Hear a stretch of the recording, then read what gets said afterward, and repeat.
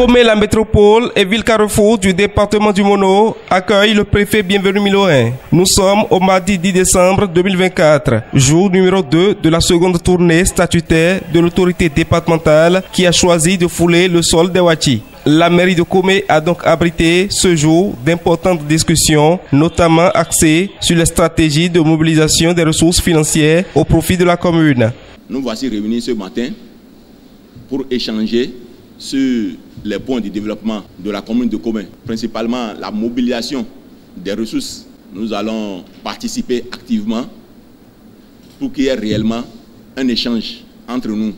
Je vous demande aujourd'hui de suivre rigoureusement tout ce que nous allons dire, les exposer, surtout en ce qui concerne la mobilisation des ressources dans la commune de Comé.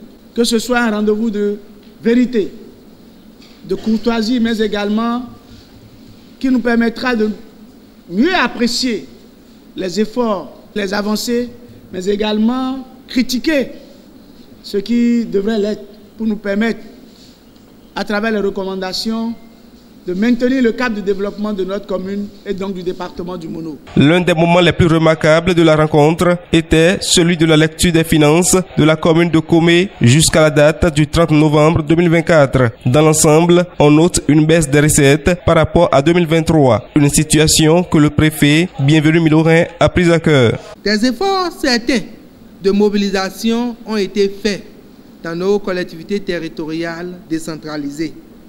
Cependant, des défis énormes restent à relever en matière de mobilisation des ressources propres, car l'augmentation des recettes propres constitue le premier indicateur de performance auquel les communes sont astreintes. Le Code de l'administration territoriale est allé un peu plus loin en responsabilisant les chefs d'arrondissement et les chefs de village et quartiers de ville dans le cadre de la mobilisation des ressources.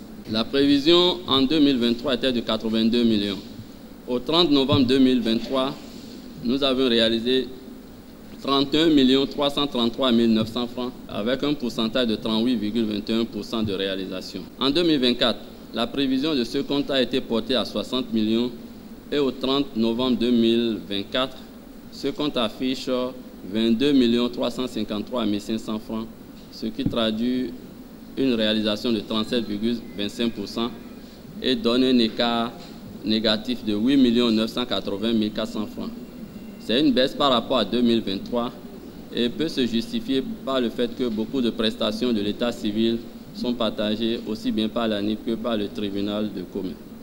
Globalement, monsieur le préfet, même s'il apparaît une tendance à la baisse par rapport à 2023 au 30 novembre 2024, il faut noter que l'espoir est encore permis au 31 décembre 2024, puisque les prévisions de 2024 font pratiquement le double de 2023 et les réalisations au 30 novembre 2024 sont autour de 70% pour les grandes masses de recettes.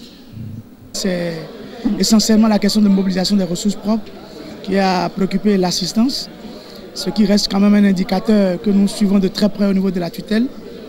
Et comme vous avez pu le constater, même si quelques efforts, quelques essais de performance ont été notés, globalement nous pensons que Comé a mieux encore à faire. Donc nous avons eu quand même à attirer l'attention aussi bien de l'exécutif communal que des politiques, à commencer par les élus communaux qu'au niveau des élus locaux.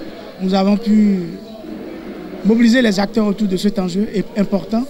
Nous les avons sensibilisés, notamment les chefs de village, à être vraiment des auxiliaires en matière de mobilisation de ressources propres et à participer pleinement à cette activité sans lesquelles on ne pourra pas avoir les ressources nécessaires pour répondre aux aspirations des communautés, pour adresser des programmes et projets, pour répondre aux besoins de ces communautés. Je crois que globalement, tous les acteurs ont pris l'engagement de se remobiliser afin qu'à notre prochaine rencontre, on puisse inverser le tableau et se satisfaire des efforts qui auront été fournis. Le dialogue était inclusif et cordial. Outre la question de la mobilisation des ressources, d'autres sujets tels que l'entretien des infrastructures de la commune et les défis à relever sur le plan sécuritaire ont été abordés. Des sujets par rapport auxquels les uns et les autres ont pris des engagements.